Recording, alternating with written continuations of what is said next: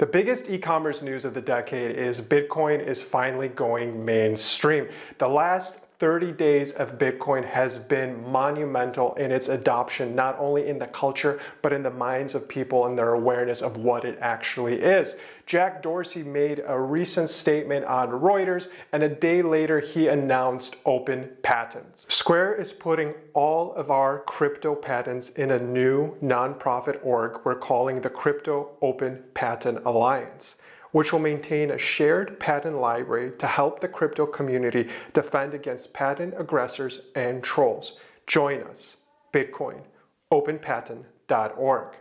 This is a bold move by one of the biggest titans in the tech industry to preserve the core value of Bitcoin. It is decentralized and it has no owners. Anyone can buy Bitcoin and be a part of it and be an owner of Bitcoin. There is no centralization. There is no manipulation. It is the hardest and fastest money available. The adoption of Bitcoin is tremendous on a geographical level. When you're looking at Venezuela, it is their unofficial tender and currency that they use for remittance and doing business amongst themselves. 1 in 3 Nigerians are already using Bitcoin and adopting the currency to displace its fleeting fiat currency system. And the Ukraine is also one of the top 3 countries that are seeing massive adoption of Bitcoin. And this is only the start. The world is waking up to this new currency, and this is going to change the policy not only at a top level, but also on the bottom level and how we transact with each other. I'm gonna go in through a couple of clips right now and just show you the key highlights of what the mainstream rhetoric is. And this is all from the last 30 days. The fever pitch is high and the wave is coming, and this is going to transform how e-commerce stores are going to participate in the global economy with their supply chains and their customers. This is going to create a whole new network of how we create economies and how we think about commerce as a whole. There is no centralized economy anymore. We have decentralized economies, and the relationships are going to come to the surface, and the relationships are what matters in an economy. The monetary component is only going to be a benefit. It is not going to be the motivator anymore, because we're building the future together, and this is one of the pillars that's going to take us into the next generation of the internet. I do think I think the internet wants a currency and wants a native currency, and I think Bitcoin is probably the best manifestation of that thus far, and I can't see that changing given all the people who want the same thing and want to build it for that potential.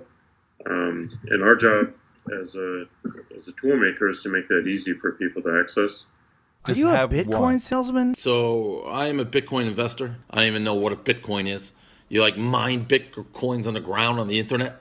You literally mine for them online. And then one pops out of the internet like oil, all of a sudden on the internet, if you have enough power.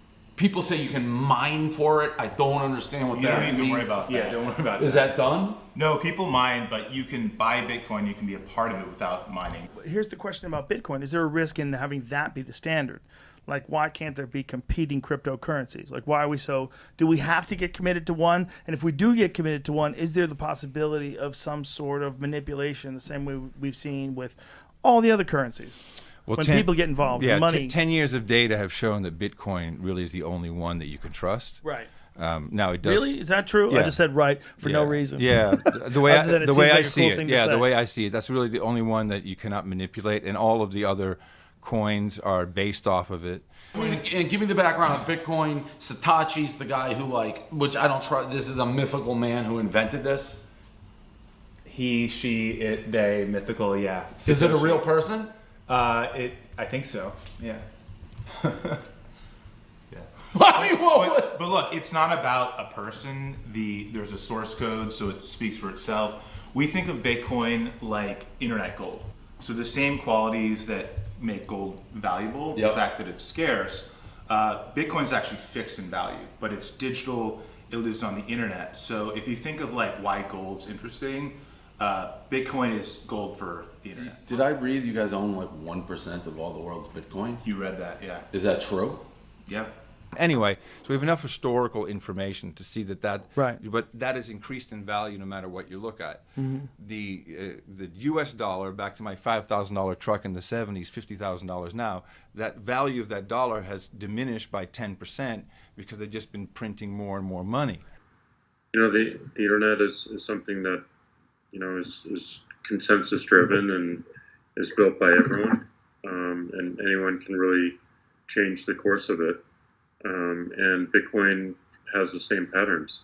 It was built on the internet, and anyone with a great idea can be additive to it, and they don't have to be at a company in order to do that. And I think that's what the internet wants. I think that's what it embraces. Thanks for watching. Now, please subscribe to our YouTube channel. Every day I'm publishing videos on growth hacking, digital marketing, how to be a successful entrepreneur. I really want to enable you to become a decision maker in your own business in the future of work. So if you want to come along with me on this journey, hit subscribe, hit notifications, and I'll talk to you real soon.